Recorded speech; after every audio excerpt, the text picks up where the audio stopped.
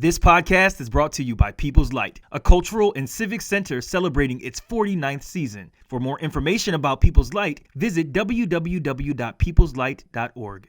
I keep it hot in the hood, you can find me in the hood. Yeah, you know I keep it hood, cause we platinum in the hood. I keep it hot in the hood, you can find me in the hood. Yeah, you know I keep it hood, cause we platinum in the hood. I keep it hot in the hood. Okay, everybody, welcome back to the Boneyard podcast. Yes, welcome back, brothers. How y'all feel? We open? Hey, we outside.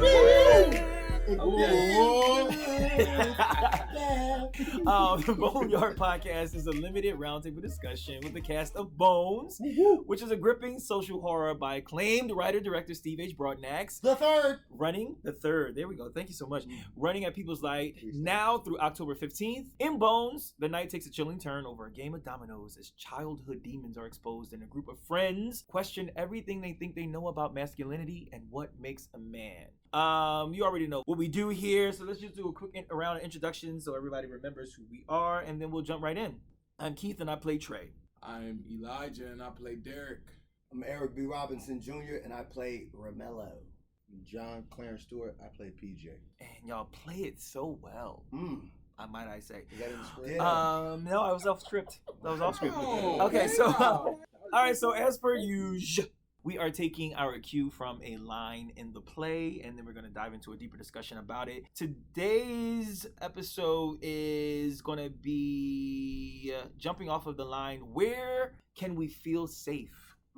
Where can we feel safe? So let's go ahead and dive in for a discussion about safety for Black men in this country and what that actually means. So, first question, when can any of us recall a time when we felt the most safe? Let's start with the positive. Where do you feel most safe? I also feel like since the character Derek is the one who said that line, she should probably start us off. Jump us off. I don't know, man. I think for me, honestly, I feel the most safe in my bedroom by myself. Okay. Solitude. Solitude. That's fair. Yeah, definitely in my solitude. So, because there's no expectation, there's no outside of you. I think, a lot of times I'm very aware of how I'm being perceived at any given moment. And so, when I am in solitude, when I'm in my room alone, there's none of that. I feel that. It's like there's no threats. There's absolutely none. It's just you, your bed, your pillow, whatever it is that's in your room. That's it. It's funny because I was going to say, I'm trying to think of a place where I feel safe. The first thing I thought of was, as a kid, the first thing I would do when I was scared was pull the covers over my head in my bed. And that is where I felt the most safe in my entire life. It's crazy. So I agree. That's beautiful. I want to expand to physical safety and also emotional safety too, right? Because I think that's a thing that, particularly as men, we don't necessarily have the privilege of considering when we talk about safety. A lot of times we have to think about physical safety, our own, or protecting other people physically as well, right? As men. So I want to just drop into the conversation emotional safety as well. And I think for me, I have a lot of really important Black women in my life, and I feel safest with them. I feel like they see me in a way and encourage me and build me up in a way that I haven't found in other spaces. A lot of these women are close to me, family members or really close friends that allow me to be soft and allow me to be imperfect in a way that the world outside of that little ecosystem might not normally allow. So, I think being in spaces like that is where I feel the most safe, or the most seen. I feel safe when I feel seen. That was my grandmother as well. Charlie Mae Robinson. God bless her soul. She allowed me to be the weird ass little nigga that I am. You know what I'm saying? And she would support everything that I was weirdly interested in. She was definitely my emotional safety. Every time I remember calling her every day after school, I would have this routine. I would watch Dragon Ball Z, then I would watch Everybody Loves Raymond. I would watch Friends. I would watch My Wife and Kids. Cultured. It's that runs the gamut. I had to get it all. You know what I'm saying? And my grandmother, she would always, like, I was very interested in Harry Potter. You know, it was in the hood. It was like, nigga, Harry Potter, nigga, what's wrong with you, nigga? Yeah. And my grandmother, she bought all the books. I'm like, Harry Potter. Keep this nigga. Yes. I read all the books because of her, and I'm so thankful for her buying all those dang books over the years because nobody else was gonna buy them. That's beautiful. That's some good ass books too. Nigga, absolutely, bro. What I needed them joints as soon as they dropped. What? I was excited. Hell Granny had them too. I remember for the Chamber of Secrets, she could only give me the paperback. She gonna give me the hardcover, you know, it was a little more expensive. But the pages was the same. It was the same. I still got that paperback. God bless you. Thank you, Granny. God bless her. I'll just drop this in to the question of safety. When I think of safety, I think of peace. And peace is like, you know, in the technical term, that's when my central nervous system is just like able to just be chill. And when I don't have to feel alert or like I have to defend or protect anyone or anything or myself, or be aware, like Elijah, like you said, of how I'm being seen or perceived in the world. So like the places, I mean, for me, for a long time, I didn't have my own room as a kid. So when my little brother would leave the room, it would be my room by myself. But as an adult, a lot of times it would be a car, but it would be a parked car by myself because for a long time I had roommates and people around. And so I would like go and I'd lock myself in a car and just like turn everything off, and just like sit. Yo, that get niggas in trouble. Like married, like I've been married before, and coming home after work and sitting in the car gets you in trouble.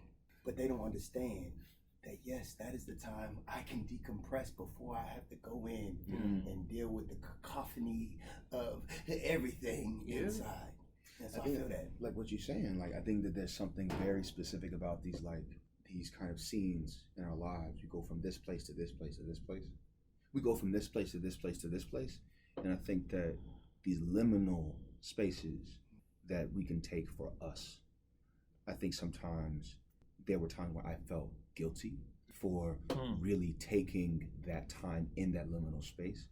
Being like, if I'm walking home, if I was in New York and I'm walking home, I'm going to take my time. I'm not going to rush. If I get in my car before I go inside, I'm going to be still. I'm going to just breathe for a second and let the day wash through me. So I'm not taking that into my house. Correct. That's an act of love. Yeah. But like in the world, there's this pace, this tempo, this momentum that I feel like, you know, the archetypical black man is a part of. Like there's this tempo, this kind of grind, tempo, movement thing. And taking that time in that space kind of between those beats is where I feel most safe and even emotionally safe. I feel like some of the times I've allowed myself to even actually grieve moments in my life has been in moments like that. Absolutely. Trying to run. Absolutely. Yeah. Absolutely. Yeah. What about feeling unsafe? Everywhere. Where? How much time we got? Right. How much time we got? Well, not very much. No. But okay, all right. Well, I mean, to that point, what are some spaces or when were some times where you felt unsafe, and how did it change you or impact you? Feeling unsafe. Listen, I'm gonna go ahead and say this. I feel unsafe in white spaces. I said it. This is not an attack on anyone. It's just facts. Not an attack on anyone.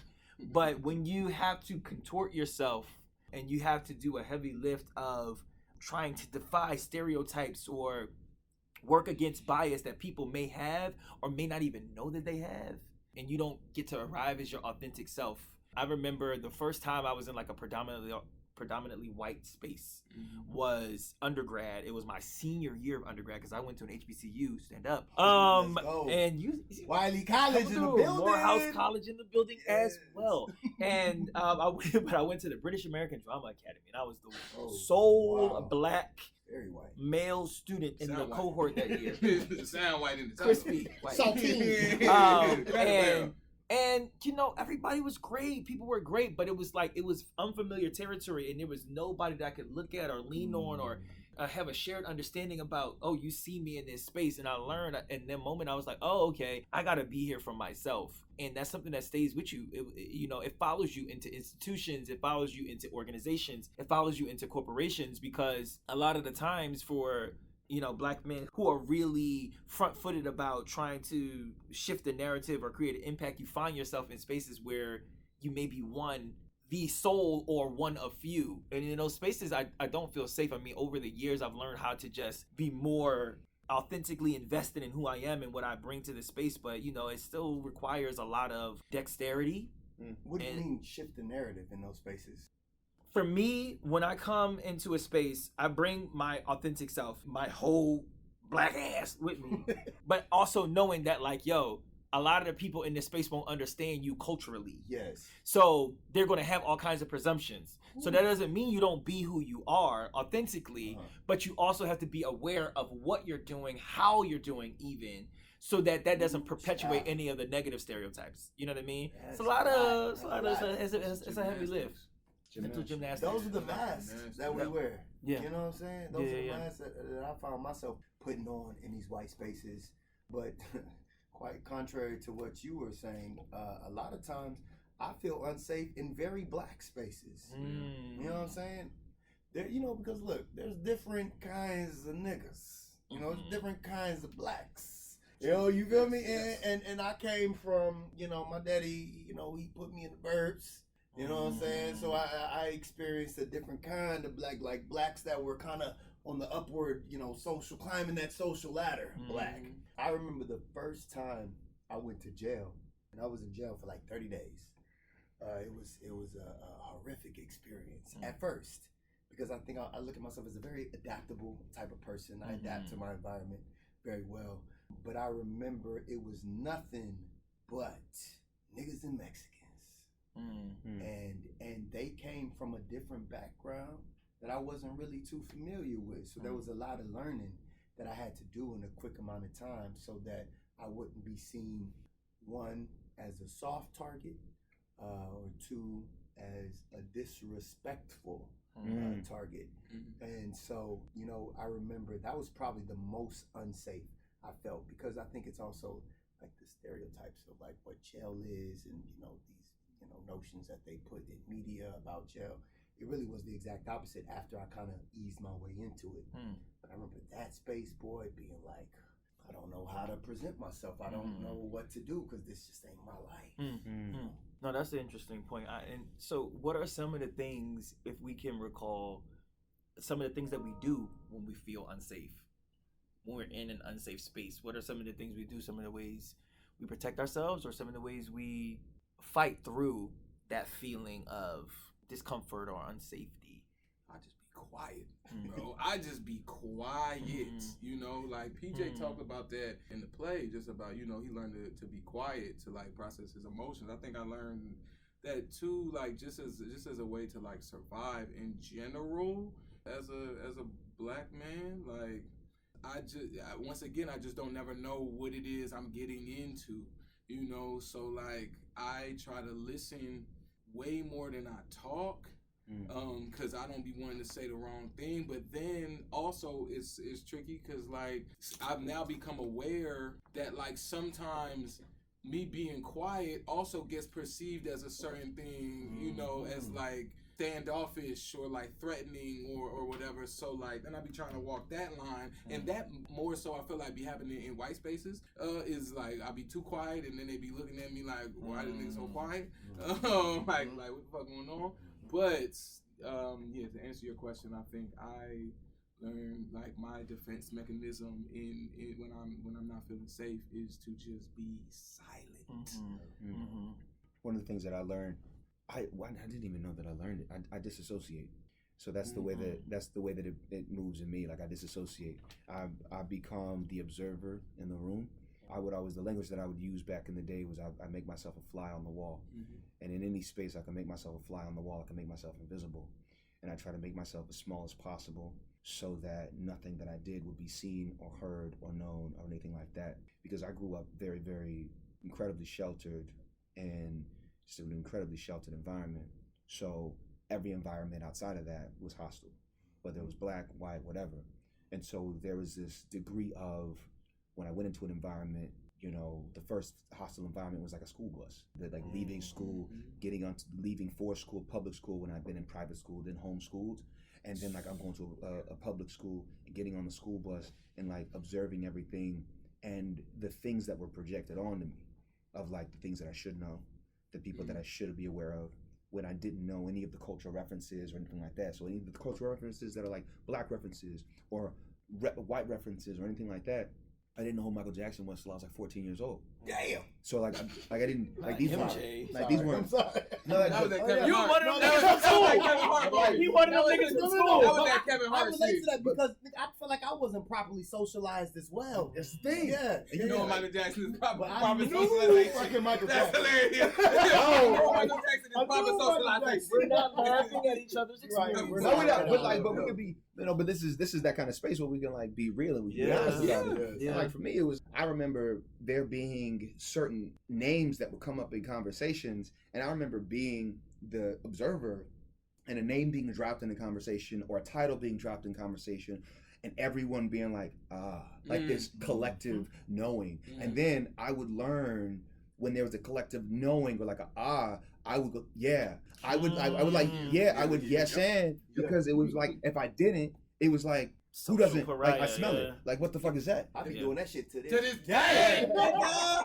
To this day, I be able to catch myself sometimes. Like, nigga, why you just Exactly. like, what? You could have just said that you ain't know. Like, it's cool now, bro. But nah, bro, I still be doing that shit. That's a fact. That's real. For me, it's so funny because I do the opposite of what you said. When I feel unsafe, I get very visible.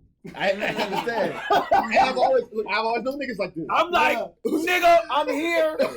You see me? No, you're not finna do that to me. Yeah. You're not finna do that to me. No, I'm not gonna. No. I'm here. You know what I mean? I'm present, and whatever you doing or think you about to do, everybody gonna see it. I'm not. It's not gonna be some little secret off to the side that people miss and just didn't know. And everybody, nah. I get very visible. I hear you. I get very This visible. levels of unsafety too, though. Yeah. That's not like fearing for your life. Yeah. Yeah. No, absolutely. Yeah, I mean, I think for me, because it's funny, because contrary to you niggas, I grew up in the hood. I'm the blackest motherfucker up in here. But here's the thing, though. It's what's funny. Summertown was But what's funny is, right, here's the thing, right? A lot can be said about the hood. A lot can be said about the hood. Most of that shit is true. However, what people fail to really integrate into the conversation is that there's a lot of good. There's a lot of good in the hood. Meaning, it's not all bad. Like, people learn resilience. People learn how to see the silver lining, you know? And so when I go into very black spaces, there's some shit that's just like, okay, no, this shit is just dangerous. Get your ass out of here. But in some ways, when I go back to my neighborhood where I grew up in North Philly, I mean, a lot of the corner boys I know because I went to school with these niggas, but I know what this environment is, so I know how to move in this environment. Yes. So it's not that something bad can't potentially happen to you. Because look, if we're going to be honest, like in your hometown Buffalo, you could be in the fucking grocery store and white terrorists, racist terrorists can come in and spray the whole joint. You don't got to be in the hood to be a victim of something. However, you know, when you're moving in a certain space and it's comfortable to you, you know how to navigate the space. It doesn't mean that the space is maybe the safest, but you know how to navigate in it because you've been in that environment and you have a certain level of understanding. So it's interesting, you know what I mean? Like when I go back to my neighborhood, it's like I do feel, I'm not gonna say I feel safe, but I don't necessarily feel in danger because it's what I know. But it is an interesting sort of dichotomy, right? Like to exist in, especially now as black men, upwardly mobile, as you say, black men in the world, trying to do something, trying to say something, trying to make our lives mean something and have a positive impact on the world. One of the things I just want to drop into this space is growing up growing up in the hood, there were ways in myself that I would envy. I would envy that in becoming an adult and becoming a man, because there was a resilience that was not required of me in growing up. There was this thing that was like, man, I don't really know how would one do in the world. How do you deal with the test? And I think that there is like the death by 1,000 cuts type shit. And I think that that is what I felt about moving through white spaces. You know, because like you say you move in white spaces and like you take up space, right? There can be the idea, or I believe for myself up until my early 20s, that I somehow was able to move invisibly through spaces and shit like that. But there were all of these thousands and thousands of cuts that would be happening, that because I didn't say anything, because I wouldn't stand for that thing, because I was being the observer, I was like, well, man, at least I'm trying to be safe in a space, trying to be safe. And it wasn't until COVID. And I remember being in this house during COVID and having this feeling of like everything that I had sacrificed, or all of these ways that I silenced myself, everything caught up to me. And it was like all of these little cuts hit me like in real time. And I was like, holy fuck, man. I let that nigga talk to me like that. I let this person talk to me like that. I was in that space and didn't stand up for the thing that is inside of me. I was like saying yes to that when that's not really what I believe and not really what I feel. I was doing this over here. I was really, really, really quiet and really, really very much the observer. And the tempo of economy and America and the tempo of just capitalism that allowed me to be numb in a certain kind of way to the violations on myself that I would allow. And then so I think that there's something about that. There's something about the way that we, as people in the world, as Black people in the world, that quiet, I think that everything costs something. And like being able to actually be aware in real time of the cost, because that shit, whether we acknowledge it in the moment or whether we act out that pain on someone else that we love and care about, or somewhere else in our lives, like that costs. It's a chunk of flesh. And yeah, so that's the thing I wanted to drop into this space. Yeah. Brothers, riveting. Ready for a game? As usual. And thank you for sharing so much of your authentic selves. Yeah, and now it's time for our little game segment. You know, we always want to raise the vibration back up, right? Because we're tackling, heavy stuff, and so we want to take care of ourselves and our listeners as well. So right before you, in front of you all, you have a piece of paper. In front of us, not you. You don't have one. But you don't have one paper if you want to play along. That's really good, John. They could play along. Get up, grab a piece of paper, hit pause because we're not gonna stop. I want you to write down your top 5 people. Remember T-Mobile was it T-Mobile that had your top 5? Okay, write down your top 5 people. Just write them. Don't think too hard. Is this in order of it? Like, no, not in top order. Top 5 people? Yes, what? just in your life. Oh, in our lives that we know personally. Yes. Your top 5. Your top 5. Elijah's top 5. Write it down real quick. Listen, listen. In no particular order. Listen, there is no order. Okay, guys, this is step 1. Whew. I wish I had castmates that trusted me. All right, 5 more seconds. All right, are we good? Everybody good? Okay. All right, here we go. So, in honor of spooky season. Okay, y'all remember Ghostbusters? Yes. That's really, I mean, like, yeah, oh, sure. Jesus. You know who you gonna call? Ghostbusters. That's exact. That's exactly what we. All right, cool. So in honor, like it wasn't like the plot. In honor of spooky season, we're gonna play a game called Boo. You're gonna call Boo. Boo, you're gonna call. Yeah, it's who you're gonna call, but Boo, you're gonna call. So I'm gonna ask y'all a series of questions. That's funny. 10 seconds. And y'all tell me Who you gonna call? who would you call from your list in this scenario? You ready? We don't have to say anything else after that. Just Not say why, their name. but- Yes, say okay, their name cool. and why, very briefly. All right, bet. Very briefly why, okay? All right. You finna rob a bank. Boo, you're gonna call. Victoria. Okay. Because we on some Bonnie and Clyde shit. Come on, you know Bonnie what I'm and saying? Clyde. We gonna ride together. We gonna die together, girl. Bonnie and Clyde. Victoria. Hey man, I'm gonna call my baby sister Kiara, man, cause she a real one. She real one. Yeah. She hold you down. She gonna hold me down. She Yeah. hold you down. Sure. I'm gonna call Lee because he knows how to handle. He knows how to handle guns.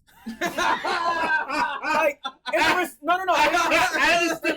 responsible way. In a responsible way. I ain't out here moving like that. I'm not. That's not the narrative. But he's a responsible. Lee, All right, Yeah, keep yeah, going. yeah. Keep going. John, who you call? I would my little brother Joshua. Okay. Because when we succeed, I can trust him to not say anything. He can keep it real tight. Yeah. Joshua knows how to keep it on lock. All right, cool. You late on the rent. Who you gonna call? I ain't got nobody. Damn. I'm gonna call my sister. Okay. Erica. You know, we was tight.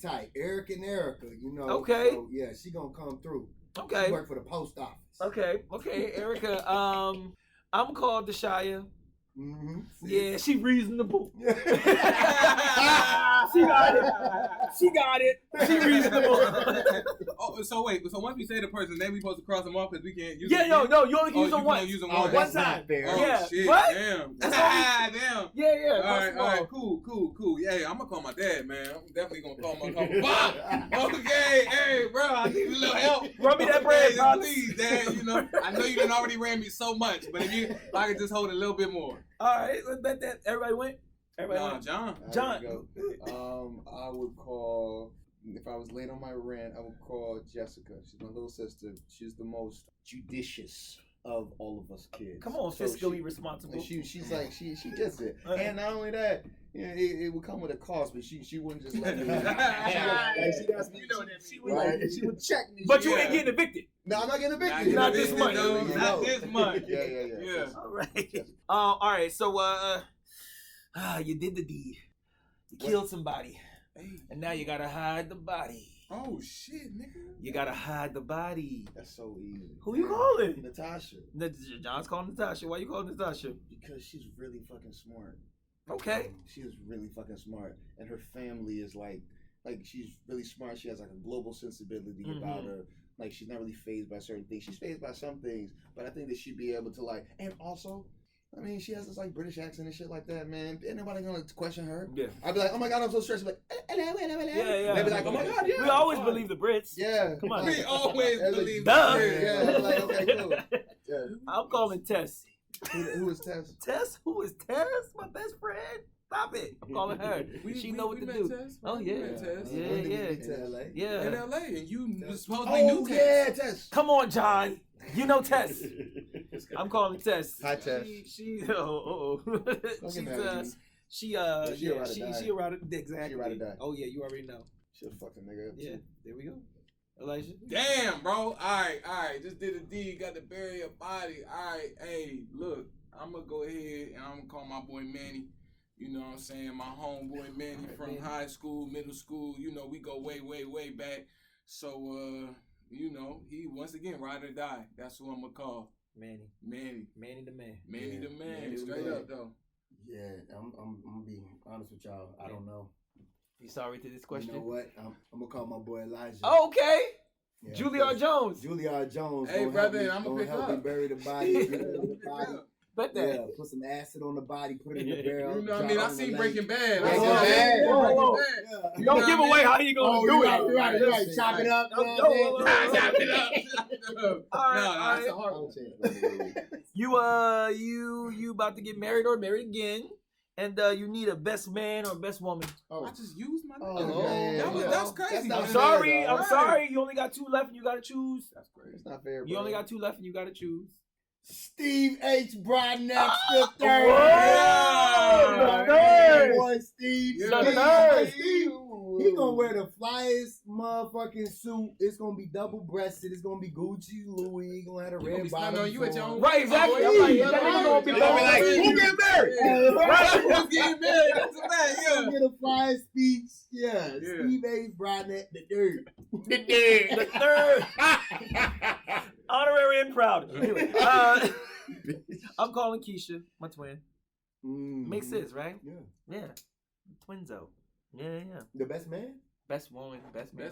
Best woman. Yeah, that's what we said. It's 2023, baby. We can spin it however however we want. I didn't see it before. I don't know. Y'all be the first for me. Hey, listen. Okay. It's always the first time everything. It's always the first. Elijah. Hey, all right. Hey, I'm gonna call my boy Shane once again. We going back middle school, high school. You know, I was in his wedding. I was not his best man, but I was, you know, I was in his wedding. No, it's his brother. He was in his brother. You know what I'm saying? So it's all good. Yeah, you know, I ain't feel no kind of way about that. But hey, you know, as long as it's his brother. It was his brother. You know what I mean? Like, come on, you can't argue with that. John, That's what about family. you, John? Oh, yeah, this is a tough one. It's a toughie. Well, for this exercise, I would say. Not for this exercise. Because it's exercise. I'm sorry to whoever I'm like, anybody that no. Damn. Because it can't be Jan, it can't be this. Okay. I would, I named all of my other siblings Janice, my older sister. Okay. I would name my older sister. But just for this exercise. No. Goddamn, Janice. I know. Just for this exercise, Janice. We're so sorry. No. And the reason why would be because, like, we're 17 months apart. Like, she's like, she's the reason that I'm an actor. She's the reason that I chose this life, because I saw her do it as a kid. And I was like, oh my God, that's so interesting.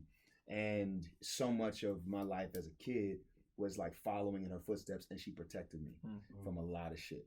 So like, yeah, it would be Janice. And, she would get her best life, and she'd give a great speech because she talks well. Last one, and now this is, unfortunately, you gotta use the last person. But okay, your partner is in labor, and you ran out of gas. You can't get to the hospital. Who are you gonna call to be there to support your partner?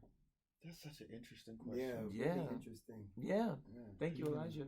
I didn't know what the It's hell. okay. He just asked me for a crazy snenario. Okay, he just asked me for a random crazy scenario, and here we are. I didn't know what your partner's parents like it. Right. No, y'all don't live in the same city with the parents. Who you calling? Ghostbusters. All right. Straight up, though.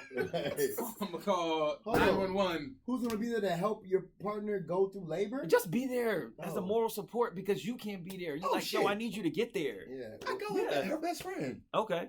Is that on your list? It was not on. It was not on my Okay. list. We can go off straight with The it. last person on my list is my dad. Okay. And that'll work. That works.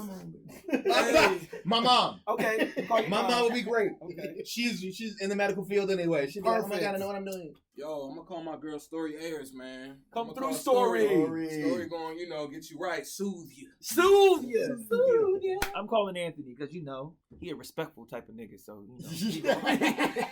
guys, thank you so much. Thank you so much. Thank you all for listening. Wow. We open. We out here. Get your tickets for Bones. Yeah. Get your tickets for Bones. We running through October 15th. You can get your tickets at peopleslight.org. And if you enjoyed today's discussion, keep an eye out. We got a couple more episodes dropping. Keep an eye on the social media, YouTube channel, SoundCloud, and the website. And stay subscribed to this feed and keep checking People's Light for more information about upcoming productions. Thank you so much for listening to the Boneyard Podcast.